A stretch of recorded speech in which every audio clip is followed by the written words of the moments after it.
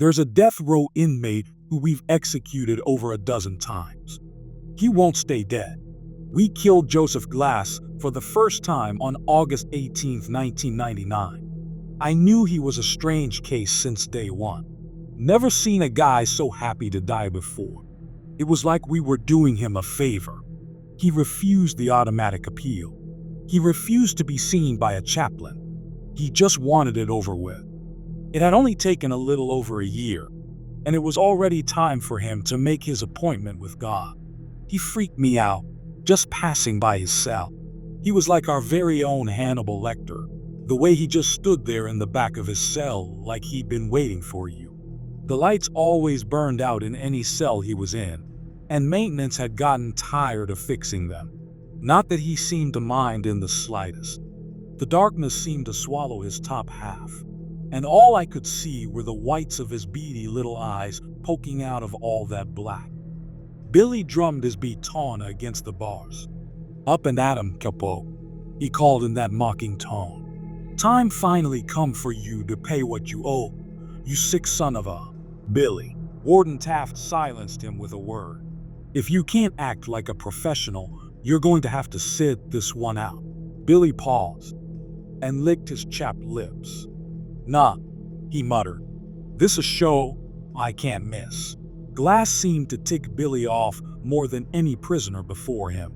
He liked them to at least pretend to feel sorry for what they've done, or act scared of what's coming to them. This one didn't even have the common decency to shed a tear. He was as stone-faced as a statue, even while being marched to the chair. Billy liked to joke sometimes that we ought to take the guy out back with some car batteries and really put the fear of God into him, get him to cut out that stoic act. I think he was only half joking.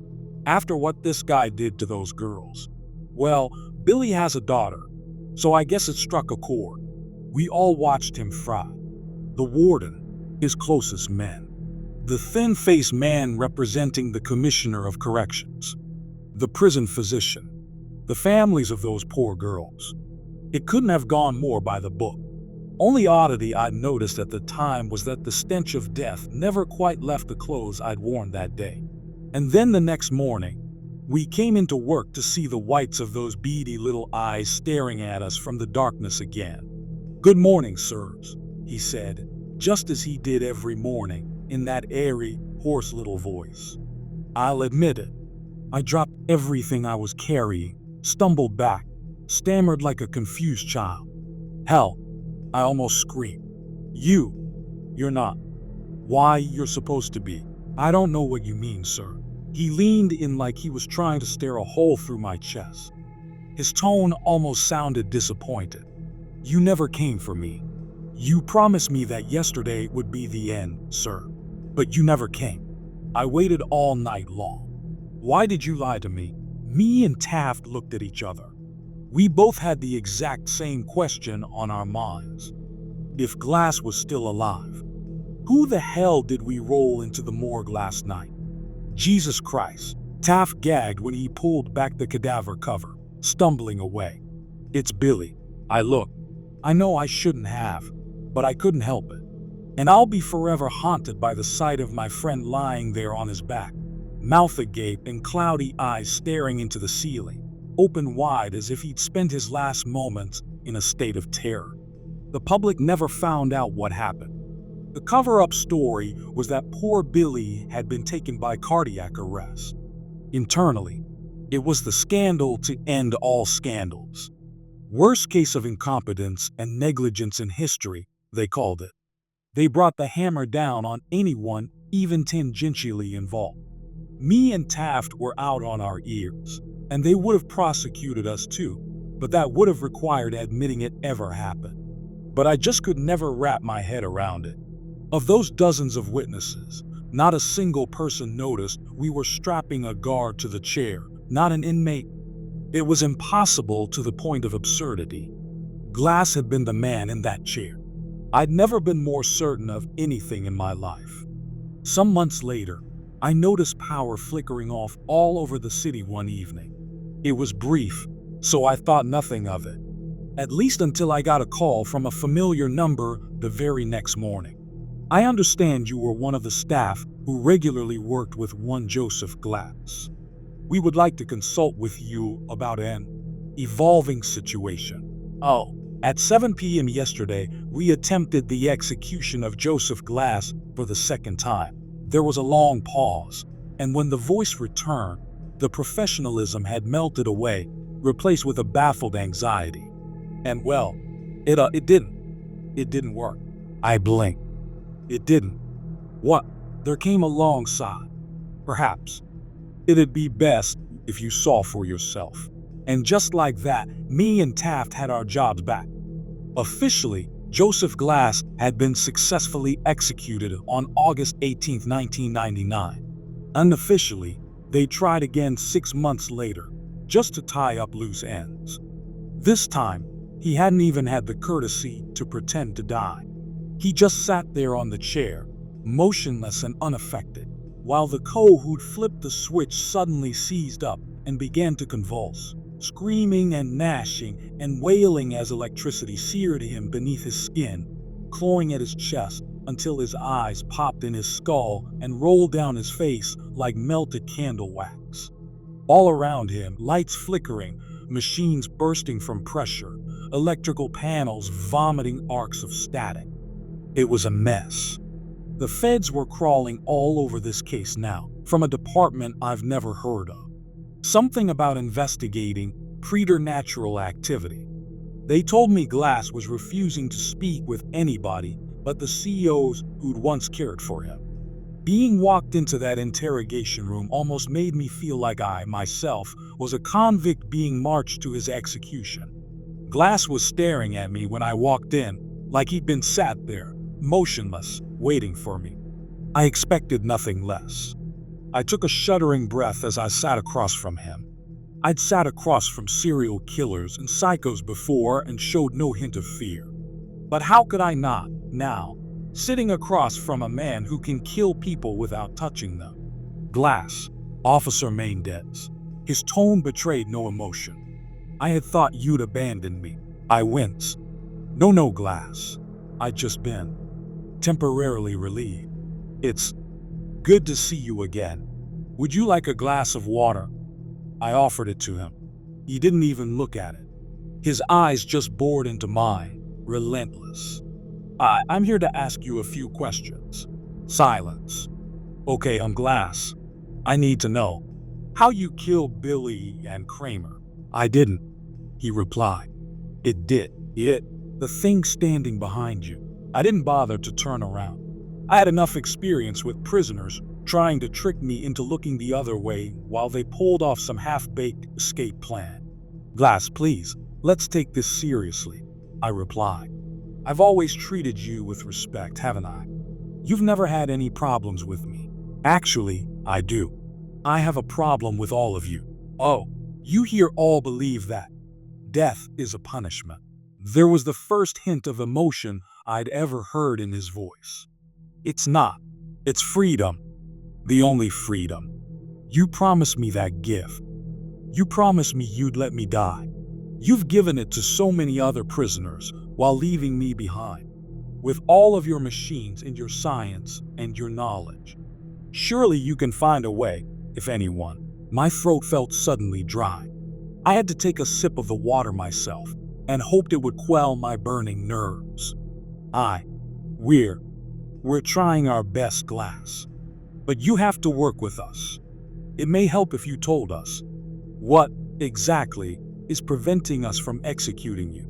He moved for the first time, leaning in, so slow as to be almost imperceptible. It won't let me die. And that's when I felt a hand settle on my shoulder from behind. Everything stopped. My lungs stopped inflating.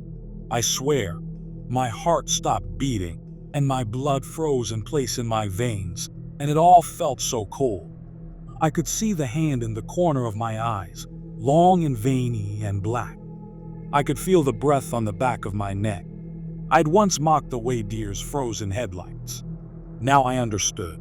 I couldn't move. I couldn't blink. I couldn't think. I couldn't even take a single breath. Even as my lungs began to cry out for air, and my vision blurred, and my thoughts melded together. All I could see was Joseph's eyes staring into mine. Those infinite fathoms of darkness, that Stygian sea that swirled and stormed and thundered in the blackness of his iris, and the eyes of things waiting a million leagues below the waters.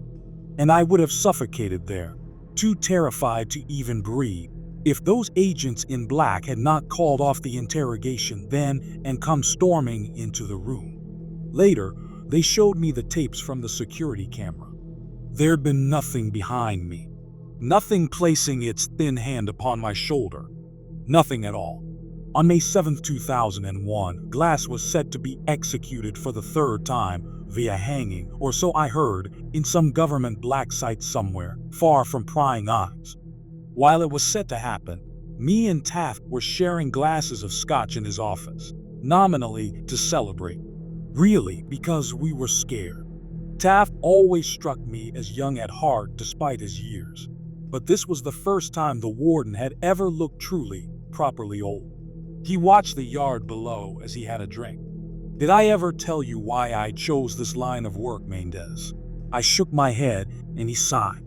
Back in Right Single Quote 63, they found a woman's body in the back seat of a burnout car in some state park near my neighborhood.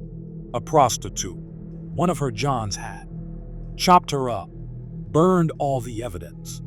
And you know what got me, Mendez? Nobody cared. Nobody bothered to investigate. Who will notice one less hooker on the corner of Fifth Avenue, right? It didn't sit right with me. The way I see it, Mendez, every life matters. Even the ones we try and cast aside. Everybody's got people who love them, and childhood memories, and all that. Everybody deserves justice, no matter who they were. He set down his glass and looked me in the eyes. So I joined the force, got the case reopened, found the guy, and I watched him fry. And I like to imagine she was there watching too as he burned. There was a tense moment, and then a chuckle. Of course, after that bullet to the hip in Right Single Quote 71, I couldn't walk the beat anymore. But I've been just as happy here, watching justice be served. It makes me feel like there's some kind of karmic order to the world. Good deeds and bad deeds get repaid in kind. It was clear there was something lurking beneath his words, some unspoken thesis. Eventually, with old, wrinkled, tired eyes, he said it. I've thought about it, and if Glass doesn't die tonight, I'm finally going to retire, Mendez, he confessed. After what he did to those girls, what kind of order can there be in a world where a monster like that is just? Beyond justice? I was shocked. Warden Taft always struck me as an unmoving fixture. What would we do without him? He'll die, sir, I promised. It'll work this time. It has to. But he seemed deeply uncertain. With one last shuddering drink, he leaned forward. His eyes. He stared at my expression, as if desperate for me to understand, for me to know. Those things. In his eyes. Haven't you seen them? And at that moment, Taft was yanked up out of his chair. It was so sudden, so inexplicable, I could barely register what I was witnessing. Some unseen force lifted him 2 or 3 feet above the ground, dangling him there. He choked, coughed, and sputtered, desperate to gasp down air which would not come, and clawed at something around his neck which I could not see. He was hanging, I realized, and with wide, horrified eyes, the same as Billy's had been, he silently begged me for help. I sprang from my chair and wrapped my arms around his dangling legs. At first, I tried to pull him down to the floor, but I realized it was only tightening the invisible noose around his neck. Then I tried lifting him as high as I could, which gave him some relief, but not much. Tears rolled down his face as it swelled and turned blue, and even though I could not see the noose, I could see the bruised purple skin where it had squeezed around his neck. All the while, I screamed myself hoarse. Help! Somebody, please. Jesus Christ, we need help in here. But nobody came. And all of a sudden, some unseen force seemed to sweep my feet out from under me. I dropped like a bag of bricks. But I was so startled, I maintained my grip around the warden's legs. I fell and yanked him down with me, and his body suddenly jolted with a sickening crack. It took me a while to manage the courage to look up at him. His neck had been stretched far too long, and his head was bent to the side at almost a 90-degree angle. Eyes wide, round and bloated tongue hanging from dry lips. And then whatever force had suspended him disappeared, and his body fell upon me while I screamed and screamed. I came bursting from his office to find my coworkers casually chatting and working just outside. Somehow, despite all my screaming and begging while Taft was dying, none of them had heard a thing. I took a page from Taft. I wanted out. We were dealing with something unholy here, something whose tendrils could reach any distance, and my life, who knows, maybe even my soul, was at hazard. But the agents in the sharp suits made one thing clear. If I refused to cooperate, well, I would make the perfect scapegoat for the murder of Warden Taft. I was marched into the interrogation room to find a Joseph Glass that had abandoned all pretense of humanity. His eyes had darkened to a pure black. Or perhaps he had no eyes at all, only windows into some place of outer darkness. I was shaking like a leaf as I sat in front of him, feeling more like a prisoner than he was. Mr. Glass. No reply. I shuddered, trying to focus on my little piece of paper to distract myself from the blackness of his eyes. I have some questions I'm supposed to ask you. Is that okay? Silence. I take a deep breath. How old are you, Glass? I thought it was just one of those basic questions. Conversation starters, really. I couldn't have prepared myself for his answer. I am old, child. His voice was nothing like I remembered. It was deep and low and rumbling, like there were multiple people speaking in unison, and all were equally ancient. Older than you could possibly know, older than this nation, and older even than the empire that once bore it. I had to fight the basic animal instinct to flee. Focus on the questions, I thought. Why did you do what you did to those girls? Just so I could feel something again, he whispered. Anything. Did you not feel the slightest bit of guilt? Remorse? You ask that? Of me? Me, who has watched empires rise and fall. He almost sounded amused. Does time feel remorse? For time has killed far more than I. But mankind is like the Hydra. All I've killed will be replaced by, essentially, identical stock, and in greater numbers. And then they will die and be replaced. And so the cycle will continue forever. Did you expect me to pity them for being given the death I myself covet? Only the dead are given leave of the cycle. It is a blessing. And suddenly, he stood from his chair, as if he'd never been restrained at all. A blessing you promised me, Officer Mendes. I stared up at him in disbelief. What? How did you? But I couldn't even stammer a sentence out before he was upon me, crawling over the table with the eerie grace of a spider. These were no longer the imperceptible hints of emotions I'd come to expect. It was like a switch had been flipped. Tears streamed down his cheeks, snarling with genuine rage, hurt, betrayal. And beneath those black seas in his eyes, all the things that haunted the fathoms below were rising to the surface. You owe me a debt. Make good on your word. Pay your debt. I cried out and recoiled from his every touch with disgust, but he was stronger than he looked. I couldn't worm my way out of his impossible grip. I won't. Get off of me, you sick crap. Do it.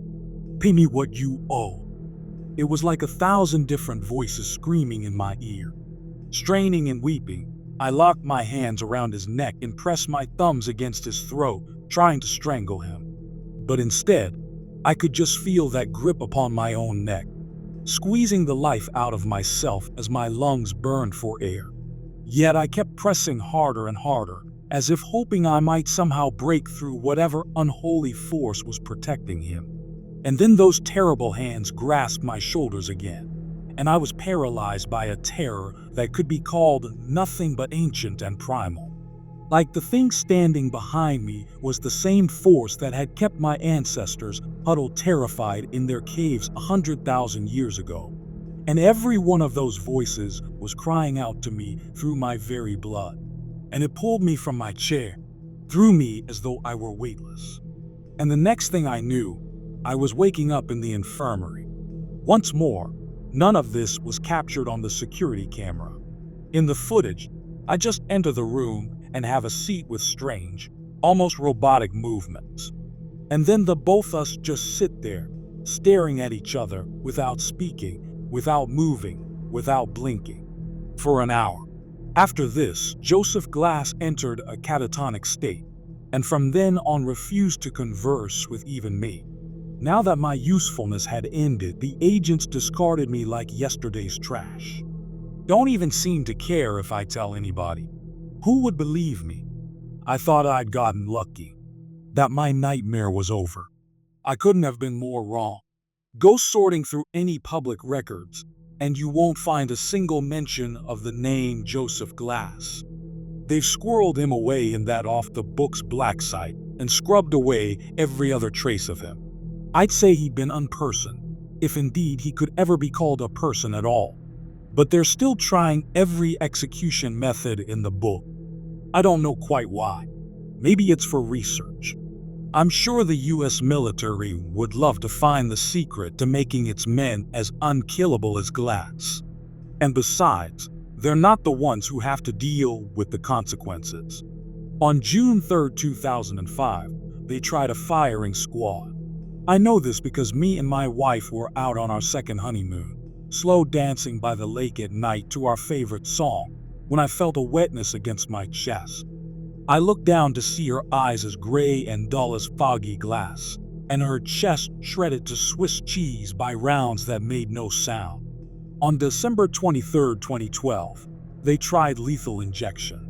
That was the day they found my son's car wrapped around a tree, and baffled coroners discovered that he was dead before the accident even occurred, his bloodstream polluted with pavulin and potassium chloride. It's been years since I've isolated myself from everyone I knew, hermiting away in this cabin out in the middle of nowhere. And yet the stench of death still follows me. Just a couple years ago, I found a news report mentioning my nephew. Apparently, he'd been found completely exsanguinated, his veins emptied utterly despite no signs of a struggle. God knows what kind of arcane methods of execution they're trying by now. He's not going to let me walk away from this. Not while I still owe him a debt. But I've been doing some research too. Research into those untold legions of things I witnessed staring up from that blackened sea in Glass's eyes. I've learned things men were not meant to know. Practiced rites, assembled tools, ingredients. And I think I know where they're keeping him. Even though they blindfolded me, I counted the second between every turn on our way to the black site. And I've since spent weeks watching the place, cataloging every entry point. Maybe I'm slipping into madness. Or maybe I've truly found the way to put an end to the horror. To finally give this monster the justice that Taft would have wanted for him.